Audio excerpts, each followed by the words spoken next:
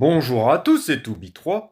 Bienvenue sur cette toute nouvelle vidéo. Petite vidéo sur le village principal. Ça fait depuis Mathusalem qu'on n'a pas fait une petite vidéo sur le village principal. Et aujourd'hui, on se retrouve pour une fast war, c'est-à-dire qu'on va perf map les adversaires le plus vite possible. Donc on verra combien de minutes ça nous prendra. Et comme vous pouvez le voir dans notre clan, on est 21 connectés.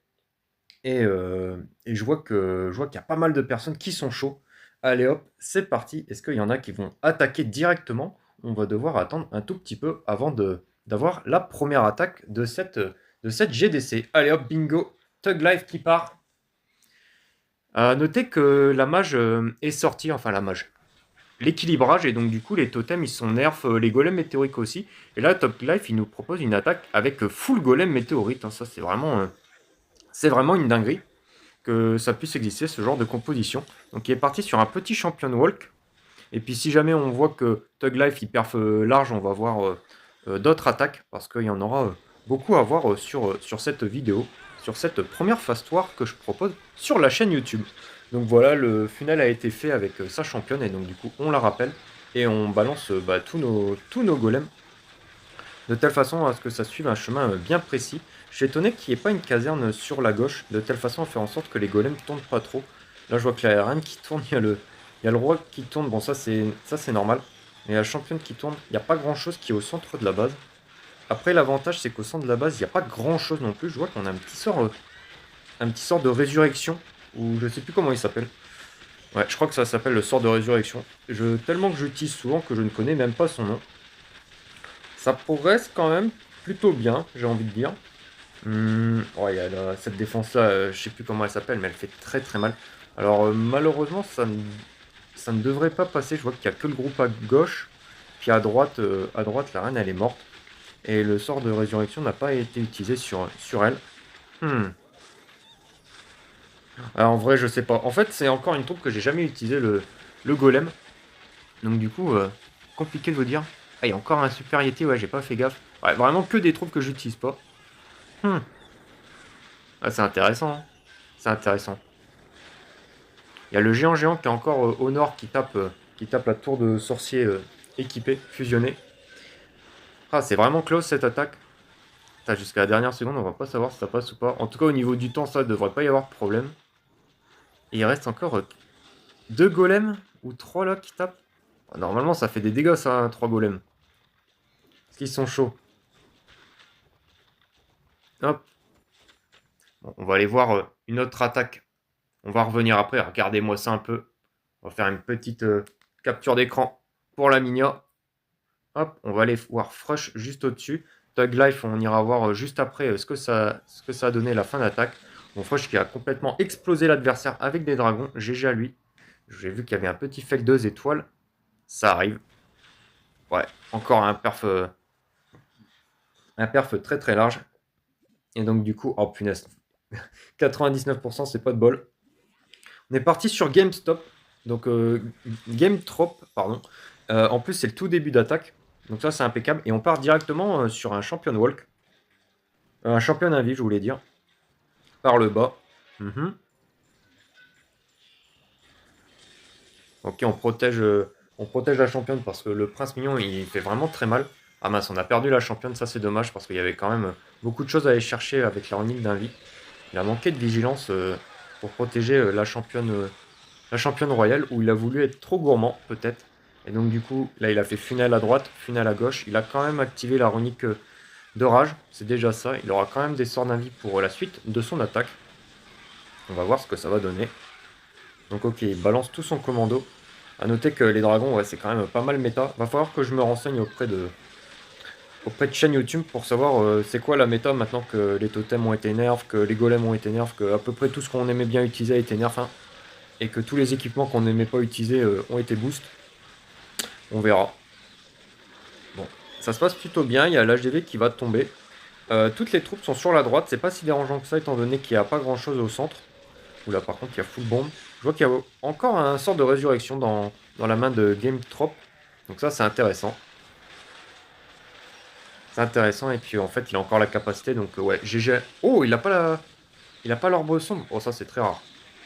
Je me suis dit, ouais, ça va perf large, mais comme il a pas l'orbe sombre, et puis il a tarder à utiliser ses sorts d'invie qui étaient normalement prévus pour la championne. Ouais, ça va être un peu compliqué parce qu'en fait, la capacité du prince mignon, elle va juste récupérer des points de vie, mais c'est tout. On ira voir après ce que ça donne. Hop, on va partir sur Soko. Et puis deux villages en dessous, on va voir le résultat de la game de Game Throw. Donc encore du dragon, mais sauf que cette fois-ci c'est du Dragon Rider. Et là ça se passe extrêmement bien. On a encore la capacité avec l'orbe sombre, cette fois-ci on a des minions sur le bas. Puisque ce sont des Dragon Riders qui vont pas shooter toutes les défenses. Enfin qui vont pas shooter les. Comment dire, les bâtiments non défensifs. Oula. Ok, ça perf. GG à Dave pour son petit perf. On va aller voir Joker. Joker. En plus, c'est le début d'attaque. Et là, on est parti sur du Dragon Rider. Intéressant. Du chevaucheur de dragon en français. On est parti sur une flèche géante au milieu. Je sais pas ce que ça a pris au centre. Je pense que ça a pris, comment ça s'appelle, une défense temporaire. Comme c'est un bâtiment 3x3 qui a pas beaucoup de points de vie quand c'est pas amélioré. Et on met des totems pour protéger l'arène. De telle façon à accentuer le funnel. Ok, j'ai cru que c'était un ballon piquant sur la droite. Mais non, c'est la championne royale avec la lance. La lance brutale et le bouclier. Et c'est le bouclier qui avait fait office un peu de ballon, j'avais l'impression. Et voilà, on balance tout au milieu. Malheureusement, on n'a pas réussi à... Ah si, on a réussi grâce au super gagouille du château de temps à prendre la défense en bas qui permet d'éviter au Dragon Rider de tourner. Et donc là, on est à peu près au centre de la base. Et c'est pour ça que Joker, il utilise un sort, la capacité du Warden ainsi qu'un sort de floraison de telle façon à pouvoir rediriger ses troupes sur le nord de la base. Comme ça, toutes les troupes, elles sont rassemblées. Et en plus, belle capacité là qui prend surtout le monolithe, qui est une des défenses les plus compromettantes du jeu, ainsi que le héros qui protège l'HDV. Je sais plus comment ça s'appelle, le gardien. Bon, ce qu'il y a de bien avec ce genre de composition d'attaque, c'est qu'au niveau du temps, c'est généralement pas un problème. On a aussi quelques dragons TDE, dragons de l'enfer, je sais plus comment le nom de cette troupe, qui permet d'avoir quelques bâtiments au cœur de la base. Puis j'ai l'impression que malheureusement ça s'essouffle un peu pour notre ami Joker. Ah, il nous reste que le prince mignon avec deux totems. Malheureusement ça va pas passer puisqu'il reste encore deux défenses anti-rain avec un souffleur. Là je sais plus qui on devait voir. Ouais, il n'y a eu que des perfs récemment. Ouais, c'était, je crois que c'était Chronos qui avait quand même perf alors que c'était pas sûr. Hop. J'ai pas vu depuis combien de temps la guerre a été lancée. Peut-être qu'on va devoir attaquer nous-mêmes. De telle façon à finir la GDC. On verra. Donc là, c'est du golem météorique. On est au cœur de la base. La championne royale vient d'être jouée. Et on a encore plein de sorts dans la main. Donc on verra ce que Akashi va nous faire avec tout ça. Ah, c'est une base avec double sort d'invite. C'était une base qui était utilisée en TH17. Et elle est de nouveau utilisée en TH18 à ce que je vois. On a encore plein de troupes dans la main, je comprends pas. On a encore un apprenti gardien. Et quelques troupes de clean. On a encore plein de sorts surtout. Ah, on a l'équipement sympa là sur le roi, le bracelet serpentin. Qui fait spawn plein de serpents. Et ça va être un perf très très large de la part d'Akashi. Bien joué à lui. On va aller voir un peu plus bas. Hop, Soko, je crois que... je sais plus si on l'avait déjà vu, Soko. Je crois qu'il avait perf sur sa première attaque. Et malheureusement, ça va être un fail sur sa deuxième. Hop, on va aller voir Ryoker. On l'a pas encore vu. Ah, il reste 40 secondes. Ça va être compliqué pour notre ami d'aller chercher le 3 étoiles. On remonte un peu. Ah, une attaque de Jérôme.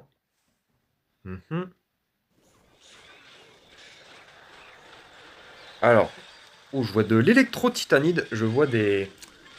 comment elle s'appelle cette troupe? Le Cyclope.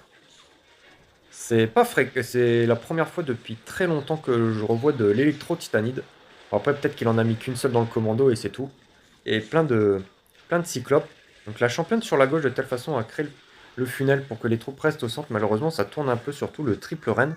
On a encore tout de même le géant avec tous ses points de vie. Le triple reine qui va affronter la reine ennemie. Il y a Tour d'orage qui cesse d'être active. Et puis, on a encore Il y a encore pas mal de défense à tomber. Combien on a encore de cyclopes en vie? Parce que ça, mine de rien, ça tire de très très loin. Et avec des fées derrière, ça récupère beaucoup de points de vie. Malheureusement, le grand gardien est mort. Donc ça, c'est dommage. En plus, il avait la gemme de rage qui était active pour les troupes. Et malheureusement, ça va pas passer pour Jérôme. Dommage. JPR, l'attaque, elle vient de commencer. Là, il doit y avoir plein de troupes à donner.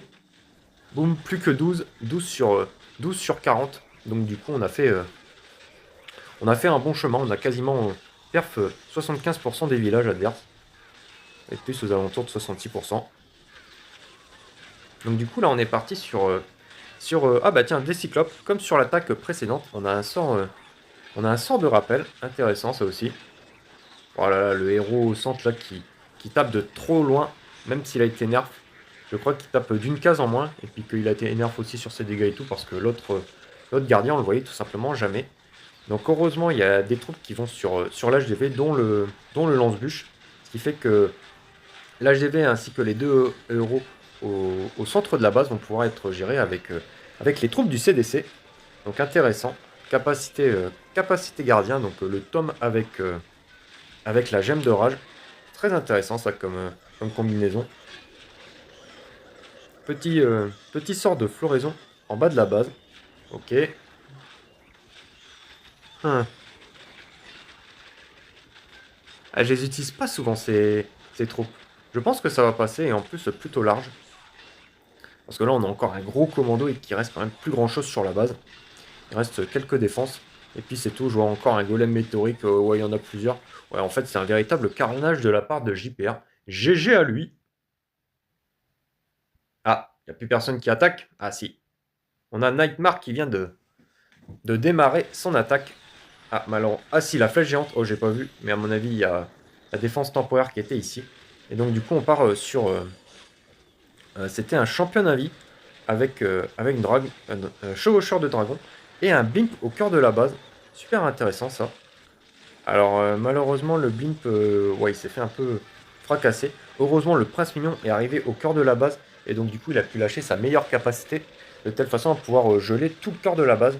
Donc, je rappelle, la capacité du prince mignon, l'orbre sombre, ça permet de freeze les défenses de 50% pendant un certain temps. Donc, du coup, elles sont euh, deux fois moins plus efficaces. Ok. Quelques troupes de clean au nord avec une morve. On a encore l'HDV à aller chercher. Mais je vois qu'il y a uniquement comment il s'appelle? Le monolithe encore sur la map. Et sinon, il reste plus grand chose. Le roi, il va pas faire grand chose sur les unités aériennes. Et donc, du coup, c'est un 100% de la part de Nightmare. GG à lui. Donc, en 15 minutes, on a quand même fait un sacré carnage. On est reparti sur le Bro Nightmare. Donc, hop. Petit champion walk sur le bas de la base. Donc, j'ai un petit peu regardé les derniers villages. Et puis là, il y a eu Nightmare qui a lancé son attaque. C'est pour ça que j'ai un petit peu cut. Parce que c'est pas forcément intéressant de me voir switch de village pour voir un peu quel est le village qui pourrait être le plus sympa par rapport à ma stratégie d'attaque. Oula, champion walk. Il prend Bagdad. Ouais, ouais, la bombe, la gigabombe, ouais, elle est pas là pour rigoler, la gigabombe. Donc on a quand même tombé tout le. J'allais dire un compartiment, mais comme c'est en dehors des murs, c'est pas un compartiment. Mais on a quand même tombé la runique de rage avec pas mal de défense aux alentours, donc ça c'est tout de même intéressant. Donc Nightmare qui lâche une belle flèche de telle façon à activer la runique d'invie proche de l'HDV. Parce que, ah ouais, c'est le village un peu cancer avec une grosse runique de rage qui protège plein de défense, et pareil pour la runique d'invie au centre. Donc ok. Donc les Dragon Riders ils sont tous tac. J'ai l'impression que ça va être un petit peu compliqué. On a quelques Dragon Riders au nord. Hmm. Le géant au sud. Ah, malheureusement, il y a beaucoup de troupes qui s'éparpillent et puis ça va pas passer pour notre ami Nightmare. Hop, j'ai lancé une attaque. Bon, je l'ai vu de loin, je me suis dit, je pense que ça devrait aller. On verra. Je crois que c'est une des premières fois que j'attaque en live sur le jeu. Euh, et retransmis sur la chaîne YouTube. Ok, le CDC est au milieu. Très bien. Je pense que je vais attaquer à gauche. Avec ma catapulte. C'est la seule chose qui m'intéresse, placer une bonne catapulte. Le reste, je m'en fous un peu.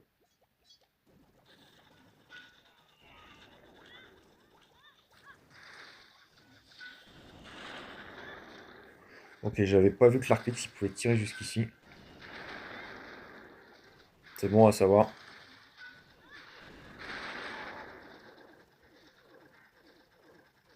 Oh, le totem il disparaît à la vitesse de l'éclair, hein. À la vitesse de la lumière. Oh, c'est devenu sacrément pourri ma stratégie d'attaque depuis la mage.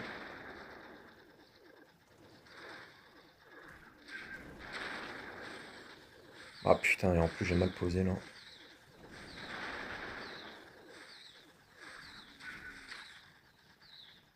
Bon, ok, je pense que ça va le faire là. Et on... Petite flèche ici.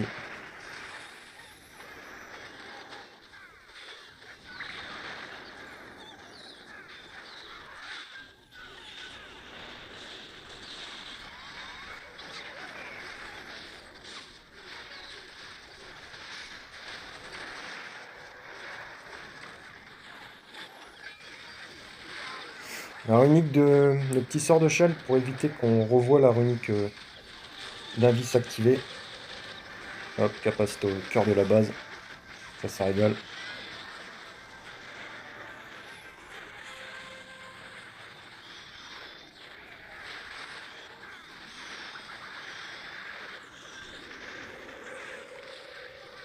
Mhm.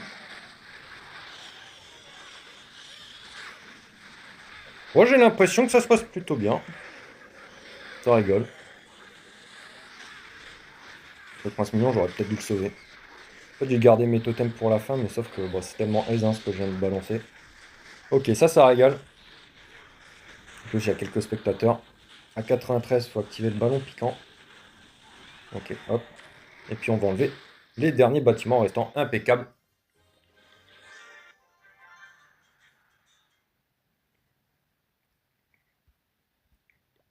Hop, on va aller voir Théo. Oula. Golem météorique avec des guérisseuses derrière.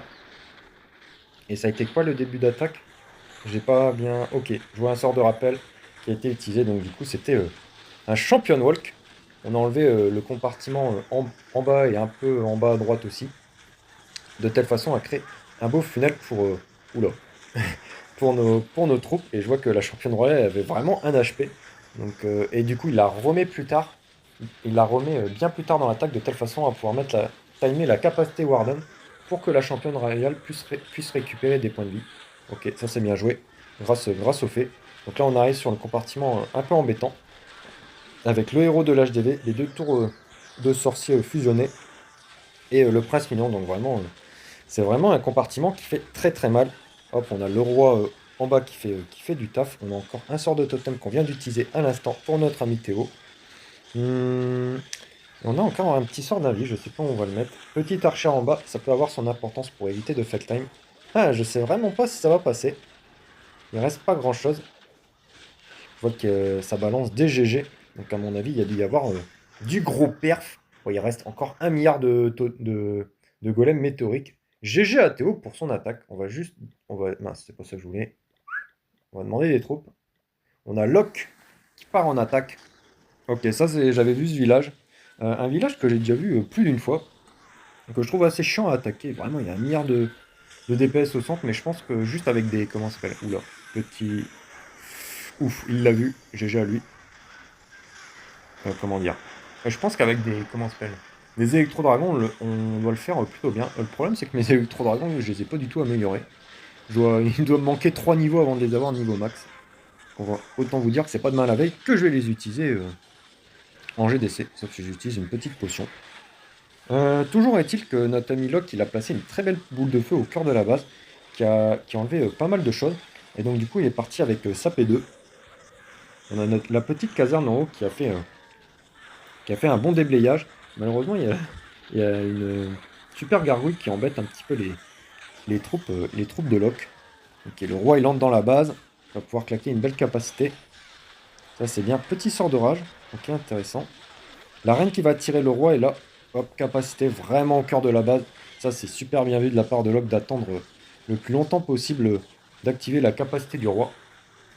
On a encore le gardien. Il y a encore ça là qui fait très très mal, hein, évidemment. La tour monolithique, une des défenses les plus compromettantes du jeu. Ah, le Warden il s'est fait one shot par cette fichue tour. Il y a toutes les troupes qui tournent autour et... est-ce que ça va... Est-ce que ça va passer? Est-ce que ça va passer? Je ne sais pas. On a encore la capa de l'arène, ok, ça c'est pas mal. Au niveau du time, c'est un peu chaud. Il y a la runique d'invite qui va s'activer un peu plus tard dans l'attaque. Ah, il va rester deux bâtiments. L'HDV ainsi que la runique d'invite, ça c'est vraiment le genre de... Le genre comment dire? Le genre de village en Ligue Légende où vous pouvez faire vraiment une étoile. Et là, il reste 10 secondes. Ah, ça va être chaud, hein. Ah, ça va chercher l'HDV, mais ça va pas chercher le dernier bâtiment. Ah, non, même pas. Ah, c'est vraiment dur. C'est vraiment dur. L'attaque a été belle. Malheureusement, il manque pas grand-chose pour aller finir le village. C'est vrai que la boule de feu, ça a pris beaucoup de temps pour pouvoir la lâcher au cœur de la base. C'est peut-être ça qui a fait un petit peu défaut sur l'attaque. On est parti avec Xela. Je suis pas sûr de bien prononcer le pseudo.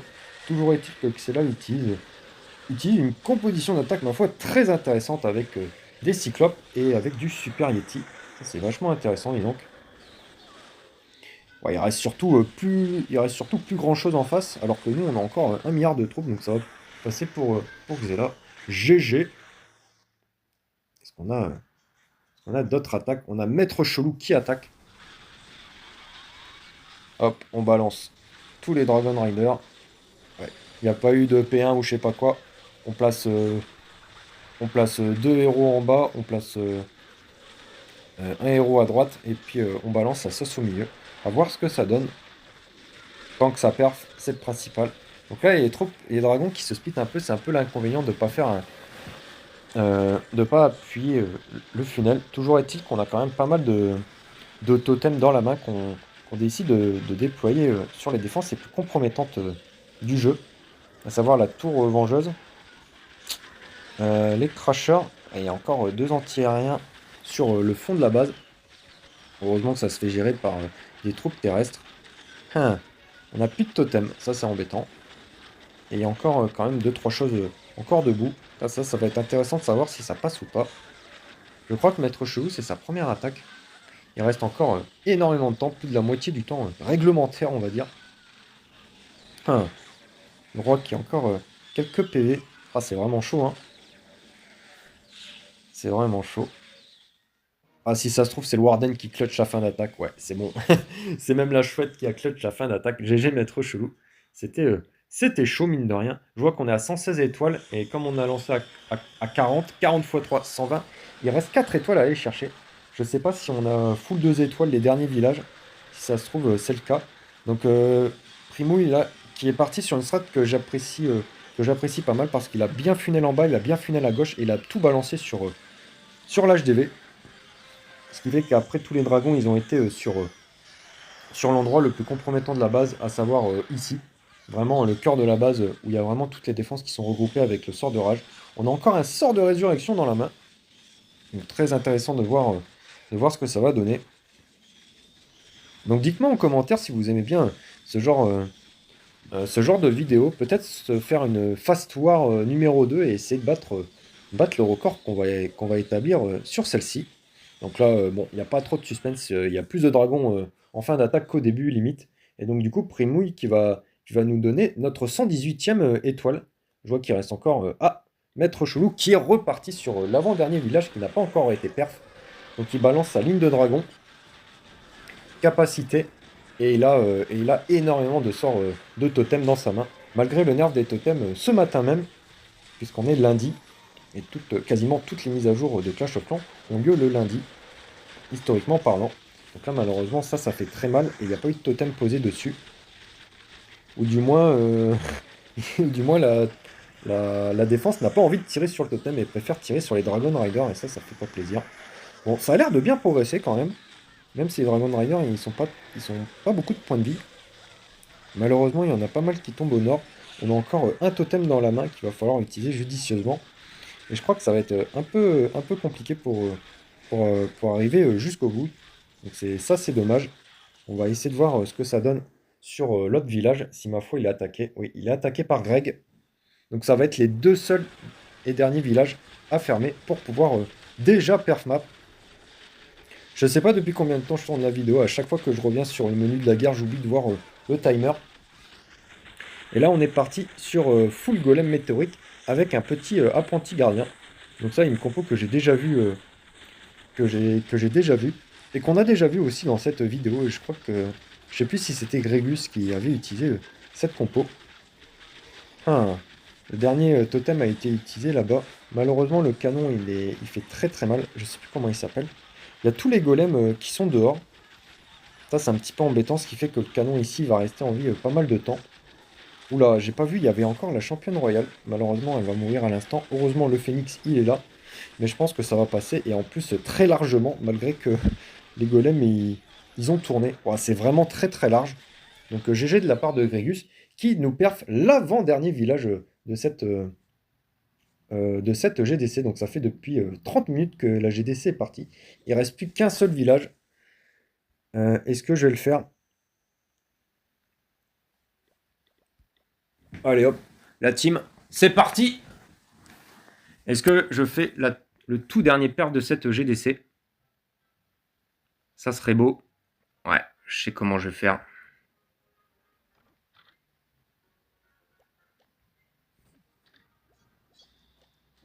Alors là, il y a tout le clan qui va regarder, hein. Ça c'est sûr.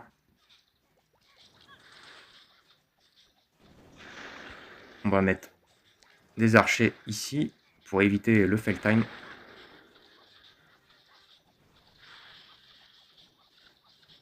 Ah, la bombe, elle me fait un peu peur. Voilà, il y a 14 personnes qui regardent. Ça fait beaucoup.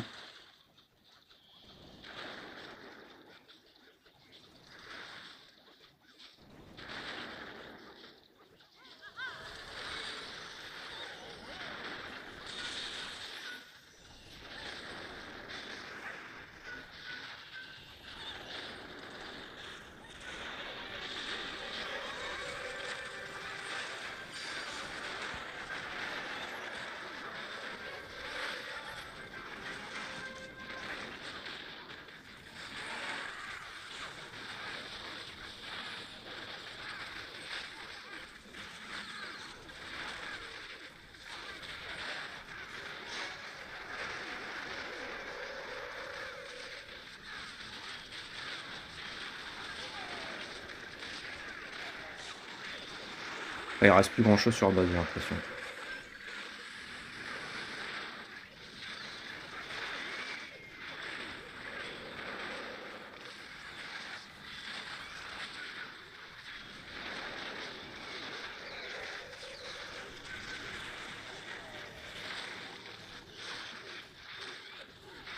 Et on a perf le tout dernier village, décidément. Je pensais pas que je pensais pas que ça arriverait. Incroyable. Bon, je dis ça, mais il reste quand même plus grand chose en vie. Bon, on a encore 2 totems dans la main. Ça devrait aller. Petite astuce, mettre les totems derrière la tour. Comme ça, elle fait pas de ricochet. Un peu comme les canons ricochet. Donc voilà. Hop, impeccable. Je sais pas si on a eu plus que 14 spectateurs. Mais en tout cas, ça permet de clôturer cette belle GDC. On a pris un petit peu plus de 30 minutes, 33 minutes exactement pour faire le perf map. 33 minutes, ouais, c'est noté. GG à tous.